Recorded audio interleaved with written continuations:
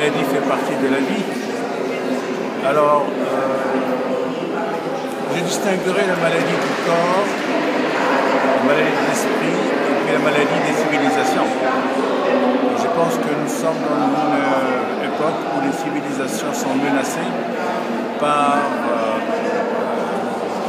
la terreur, le fanatisme et la stupidité. Donc ça, c'est beaucoup plus grave que la maladie du corps parce que nous sommes mortels. Par conséquent, quand j'ai parlé de l'ablation de la prostate, c'est une façon aussi de parler de l'ablation de quelque chose de vital dans le corps et aussi dans la société. En ce moment,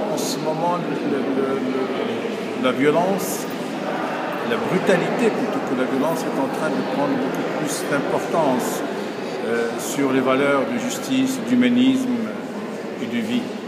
Le plus important, c'est de résister. Parce que avant, les choses étaient binaires. Il y avait le bien et le mal, il y avait le monde libre, et puis après l'Union soviétique qui était comme le mal absolu. Et l'Union soviétique, bien sûr, surtout Staline, a été responsable de millions et de millions et de millions de morts. Donc c'était vraiment une horreur.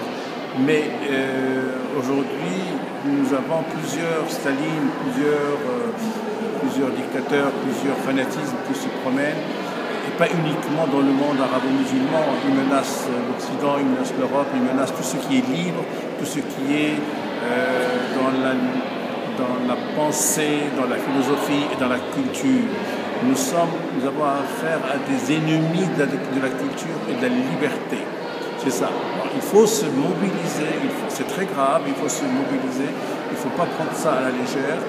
Les Daesh, par exemple, ce sont des gens extrêmement dangereux parce qu'ils sont financés et armés par des gens qu'on ne connaît pas, mais qui sont capables de détruire la culture avant toute chose et l'être humain.